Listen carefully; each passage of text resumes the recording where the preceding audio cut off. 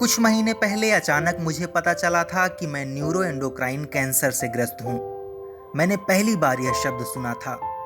खोजने पर मैंने पाया कि मेरी इस बीमारी पर बहुत ज़्यादा रिसर्च नहीं हुई है, क्योंकि यह एक दुर्लभ शारीरिक अवस्था का नाम है और इस वजह से इसके इलाज की अनिश्चितता ज़्यादा है। अभी तक अपने सफ़र में मैं तेज़ मंद गति से चलता जा रहा था।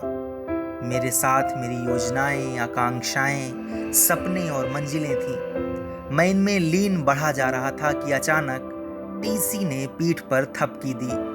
आपका स्टेशन आ रहा है, प्लीज उतर जाएं। मेरी समझ में नहीं आया।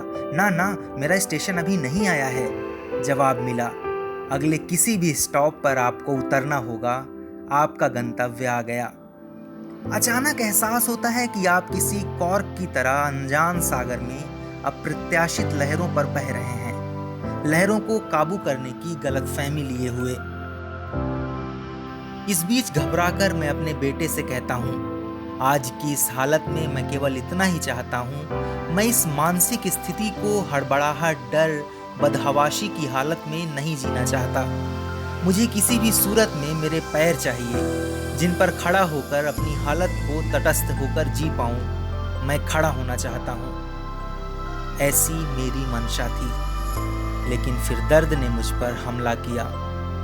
कुछ हफ्तों के बाद मैं एक अस्पताल में भर्ती हो गया। बेइंतहा दर्द हो रहा है। यह तो मालूम था कि दर्द होगा, लेकिन ऐसा दर्द, अब दर्द की तीव्रता समझ में आ रही है। कुछ भी काम नहीं कर रहा, ना कोई सांत्वना, ना कोई दिलासा। पूरी कायनात उस दर्द के पल में सिमट आई थी। दर्द खुदा से भी बड़ा और विशाल महसूस हुआ। मैं जिस अस्पताल में भर्ती हूँ, इसमें बालकनी भी है। बाहर का नज़ारा दिखता है। कोमा वार्ड ठीक मेरे ऊपर है। सड़क की एक तरफ मेरा अस्पताल और दूसरी तरफ लॉर्ड स्टेडियम है। वहाँ विवियन रिचर्ड्स का मुस्कुराता पोस्टर है, मेरे बचपन के ख्वाबों का मक्का। उसे देखने पर पहली नज़र में मुझे कोई एहसास ही नहीं हुआ, मानो वह दुनिया कभी मेरी थी ही नहीं। इस अनोखेपन ने मुझे हिला दिया। जीवन और मौत के खेल के बीच सिर्फ एक रोड है, एक तरफ हॉस्पिटल और दूसरी तरफ स्टेडियम। कोई निश्चितता का दावा नहीं कर सकता, ना हॉस्पिटल ना स्टेडियम। इससे मुझे गहरा धक्का लगा। मेरे अंदर जो शेष था वह वास्तव में कायनात की असीम शक्ति और बुद्धि का प्रभाव था। मेरे अस्पताल का वहां होना था। मन ने कहा, केवल अनिश्चितता ही निश्चित है। इस एहसास ने मुझे समर्पण और भरोसे के लिए तैयार किया। अब चाहे जो भी नतीजा हो, यह चाहे जहां ले जाए, आज से 8 महीने के बाद या आज से 4 महीने के बाद या फिर 2 साल। चिंता दरकिनार हुई और फिर विलीन होने लगी और फिर मेरे दिमाग से जीने मरने का हिसाब निकल गया।